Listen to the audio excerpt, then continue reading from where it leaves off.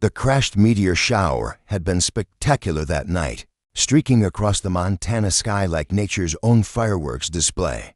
Jake Winters, a wildlife photographer living in his inherited cabin near Glacier National Park, had stayed up late, capturing the celestial show through his telephoto lens. He was packing up his equipment when one of the meteors changed course. The object struck the meadow behind his property, with a sound like thunder, sending up a plume of steam and scattered earth. Jake grabbed his flashlight and first aid kit, old habits from his days as a park ranger, and jogged toward the impact site, half expecting to find a chunk of space rock worth selling to collectors. Instead, he found her. The craft was small, no bigger than a compact car, its hull gleaming like polished obsidian despite the obvious damage. Steam hissed from cracked panels, and strange blue light leaked from the seams, but it was the figure sprawled beside it that made Jake's breath catch. She looked human mostly, tall and willowy, with skin that held an opalescent quality like mother of pearl. Her hair was white as fresh snow but seemed to move with its own current, and when she stirred at his approach, her eyes opened to reveal irises of deep violet that seemed to hold their own inner light. Easy there, Jake said, kneeling beside her. She wore what looked like a bodysuit made of liquid metal, torn in several places and sparking faintly. Are you hurt? She tried to sit up, grimaced, and fell back. When she spoke, her voice was musical, with an accent he couldn't place. The gravitational differential, my equilibrium systems. She looked at him with those impossible eyes. You are the native species, yes, human. The awakening. Jake's cabin had never felt smaller. Zephyra sat on his leather couch, her otherworldly appearance making his rustic furnishings seem even more earthbound by comparison. She'd accepted his offer of coffee, but held the mug like it might bite her, occasionally taking tiny, experimental sips. Your dwelling is quaint, she said, though her tone suggested she meant something closer to primitive. Her eyes kept darting to Jake, then away, as if she couldn't quite figure him out. Thanks, I think. Jake settled into the chair across from her, maintaining what he hoped was a safe distance. Every time he got too close, that strange energy crackled between them, and he was beginning to suspect it affected him more than he wanted to admit. So, Solari Collective, that's your planet, not planet star system. We are energy beings, sustained by stellar radiation. This, she gestured at her physical form, is merely a projection for interacting with matter-based species. Energy beings, Jake repeated. But you crashed. You're solid now. Zephyra's jaw tightened. The crash damaged my projection matrix. I am trapped in this corporeal form until I can repair my ship.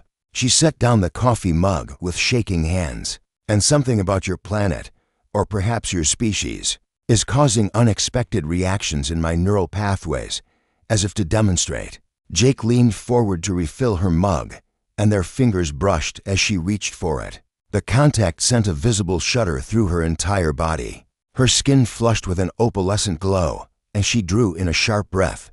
There, she said, pulling her hand back quickly. It happens every time. What are you doing to me? I'm not doing anything, Jake protested, though he had to admit the effect was mutual. His heart was racing, and every nerve ending seemed hypersensitive. Maybe it's just, I don't know, static electricity? Zephyra gave him a look that suggested his scientific knowledge was lacking. Static electricity does not cause endocrine system fluctuations or neural cascade responses. She pressed her hands to her temples. My body temperature is elevated. My coordination is impaired, and I am experiencing what your species might call emotional volatility. Jake couldn't help but smile. Sounds like you're describing attraction. Impossible, Zephyra said immediately, but her opalescent blush deepened. Solari do not experience attraction to lower dimensional beings. We are evolved beyond such base biological imperatives. Lower dimensional. Jake's smile became a grin. Ouch. Tell me how you really feel. Zephyra started to respond with what was probably going to be another dismissive comment, but then she really looked at him, took in his amused expression, the way his dark eyes crinkled at the corners, the relaxed confidence in his posture. Something in her expression shifted. You are not distressed by my presence, she observed. Most species we encounter experience fear or worship when faced with our true nature. Should I be afraid? Jake asked. You're stranded, injured, and you keep insulting my species. Plus, you make that cute little squeaking noise every time I get within 3 feet of you. I do not squeak, Zephyra said indignantly. But her protest was undermined when Jake stood to tend the fire, and she did, indeed, make a small sound of surprise. As that electric awareness flared between them again. There it is, Jake said, poker in hand, grinning at her over his shoulder. Zephyra buried her face in her hands. This is a disaster. I am a stellar navigator, trained in dimensional mathematics and quantum field manipulation. I should not be reduced to feeling something. Jake set down the poker and turned to face her fully. The firelight played across her otherworldly features, making her skin seem to glow from within. Would that really be so terrible? She looked up at him through her fingers, and for a moment, the superior alien facade cracked completely. I do not know how to process these sensations, she admitted quietly. In all my centuries of existence, I have never experienced anything like what happens when you touch me. Jake felt something shift in his chest, a protective instinct mixed with something deeper. Then maybe, he said gently, you should stop trying to process it and just feel it instead. That's right, I'm Jake. He held up his hands peacefully. Your ship crashed. Are you injured? I am Zephyra of the Solari Collective. She attempted to stand, swayed dangerously, and grabbed his arm for support. The moment her fingers touched his skin, something electric passed between them, not painful, but intense and strange. What is this sensation? Jake felt it too. A tingling warmth that spread from the point of contact throughout his body. But Zephyra's reaction was more dramatic. Her eyes widened, pupils dilating, and she gasped as if shocked. Human, she said, her voice changing pitch, becoming breathier. My body is reacting strangely. What did you just do to me? I didn't do anything, Jake protested, though he was still feeling the aftereffects of whatever had passed between them. I just touched your arm. Zephyra stared at their joined hands with fascination and growing alarm. Her skin was warming under his touch, and Jake could see her pulse quickening at her throat. This is impossible. Solari physiology is designed to be incompatible with primitive species. We cannot be affected by your biochemistry. Primitive? Jake raised an eyebrow but didn't let go of her arm. She still needed the support. Well, this primitive human is trying to help you. Can you walk? She took a tentative step and immediately stumbled. Jake caught her round the waist, and the contact sent another wave of that strange energy through both of them. Zephyra made a sound that was half gasp, half moan. Something is very wrong, she whispered. Though she made no move to pull away from him, my neural pathways are overloading. Every time you touch me, it's like my entire nervous system lights up. Jake helped her toward his cabin, acutely aware of how she fit against his side, how her strange hair seemed to respond to his proximity. Maybe it's just shock from the crash. You'll feel better once you rest.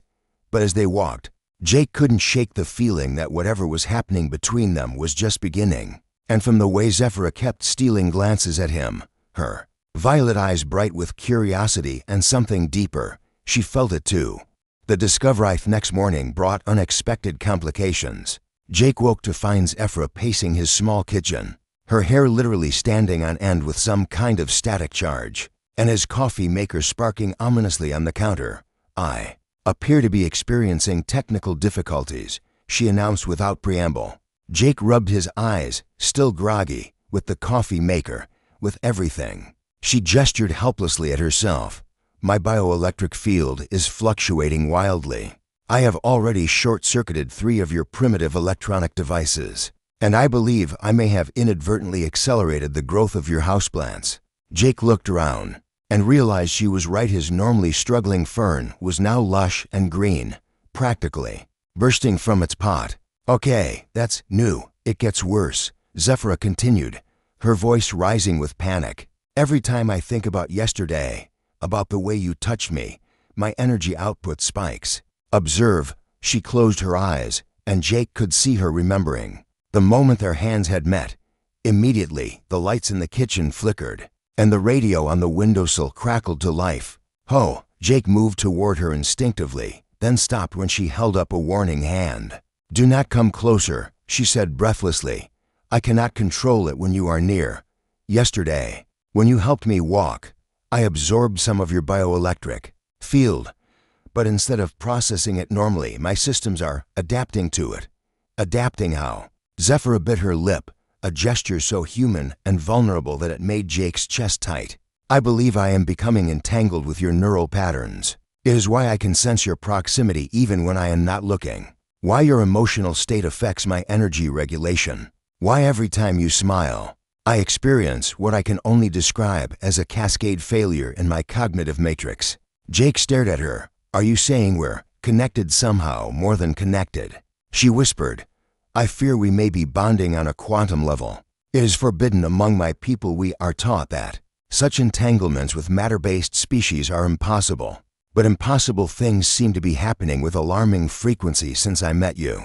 As if to prove her point, Jake took an unconscious step toward her, and every electronic device in the kitchen hummed in response to the electromagnetic field, suddenly crackling between them. "This is dangerous," Zephyra said, but she didn't move away. "If my people discover what is happening, they will consider me contaminated. I could lose my energy form permanently, and if you don't figure out how to control it, I may accidentally electrocute you," she admitted with a shaky laugh, "or worse, drain your life force entirely during the bonding process." Jake considered this information with the kind of calm that had served him well during his ranger days. "So we need to understand what's happening and learn to control it." Zephyra's violet eyes searched his face. "You would risk your life to help me master this, whatever this is between us, Zephyra." Jake said quietly, "Yesterday when you touched me, it wasn't just some electrical discharge. I felt something I've never felt before, like coming alive. For the first time, if that's what bonding means, then maybe it's worth the risk." She stared at him for a long moment, and Jake could practically see the war between her logical mind and whatever new feelings were overwhelming her systems. Finally, she reached out tentatively, stopping just short of touching his hand. "I have spent 300 years believing that emotion was a weakness of primitive species," she said softly. "But if this is weakness, why does it make me feel stronger than I ever have before?" Jake closed the gap between their hands, letting their fingers intertwine. The familiar electric jolt ran through them both, but this time, instead of pulling away, they held on. The lights flickered once, then stabilized, as if the energy between them had found its rhythm. "Maybe," Jake said, "it's not about controlling it. Maybe it's about trusting it." The complication their days into their strange cohabitation, Jake's peaceful mountain retreat was shattered by the sound of approaching aircraft. He looked out his window to see black helicopters circling his property, and his heart sank. "Government types," he muttered, then called out to Zephyra, who was attempting to repair her ship with tools improvised from his workshop. "We've got company." She emerged from behind the crashed vessel, her face pale. "They cannot see me," she said urgently. "If your authorities discover my presence, too late for that," Jake said grimly as armed figures began rappelling from the helicopters. "They've probably been tracking the electromagnetic anomalies you've been throwing off." Indeed, the lead agent who approached them, a stern woman with steel gray hair and credentials identifying her as Agent Rebecca Torres, held some kind of scanning device that was beeping frantically in Zephyra's direction.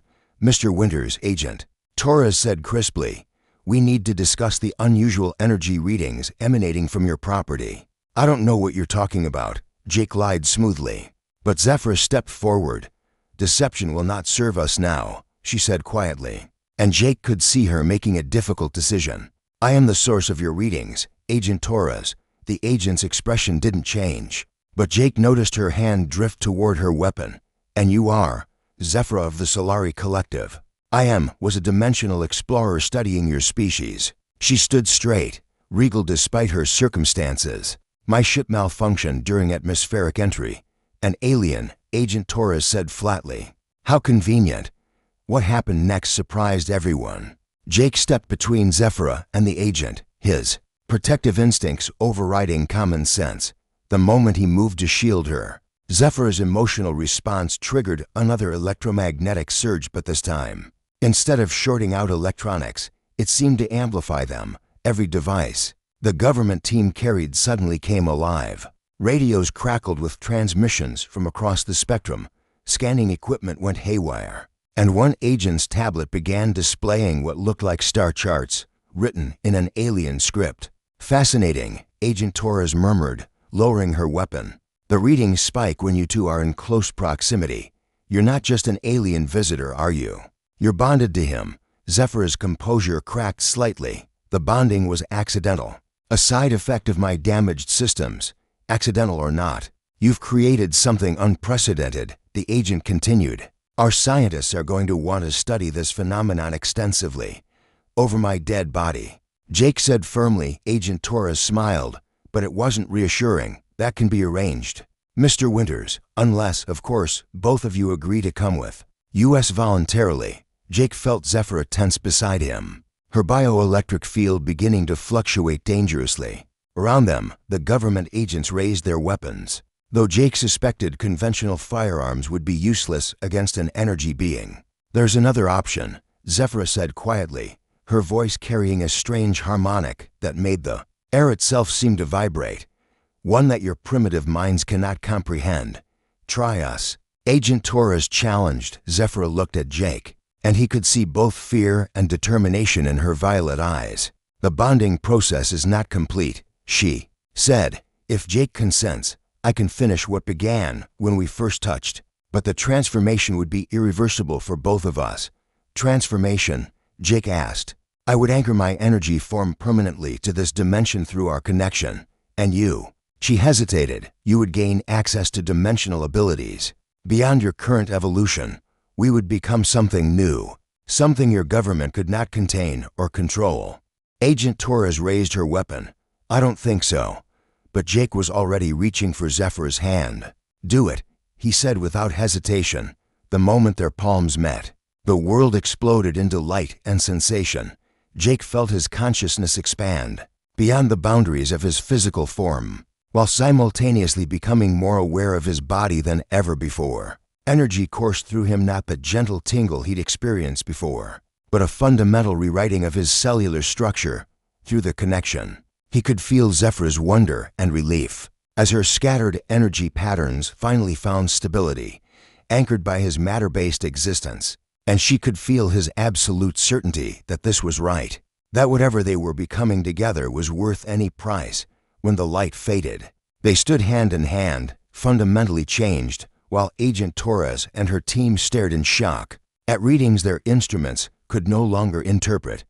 The new beginning 6 months later. Jake stood on a cliff overlooking the valley where his old cabin had been. Zephyr beside him as they watched the sunset paint the Montana sky in brilliant colors. The government agents were long gone, hard to threaten someone who could step between dimensions at will, and harder still to study phenomena that defied every known law of physics.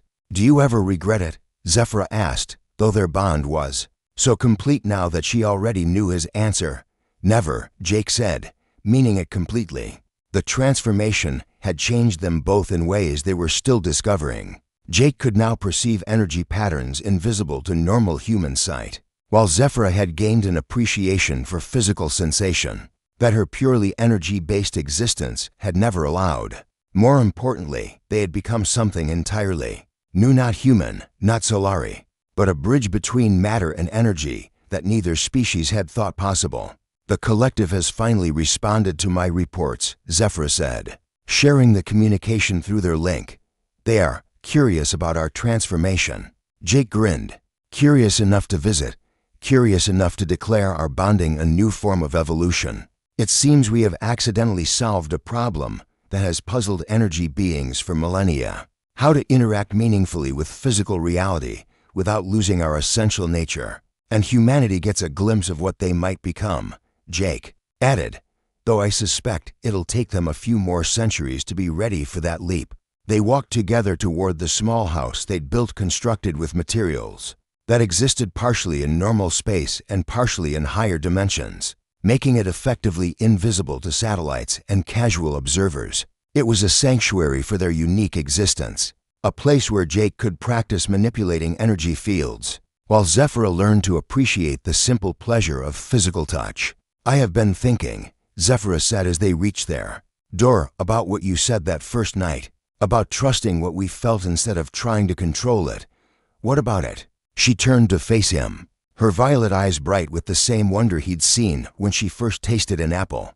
"I understand now why humans value emotion so highly. It is not weakness, it is the courage to become more than you were before." Jake cupped her face in his hands, marveling at how she still glowed faintly under his touch. "And I understand why energy beings think in terms of centuries.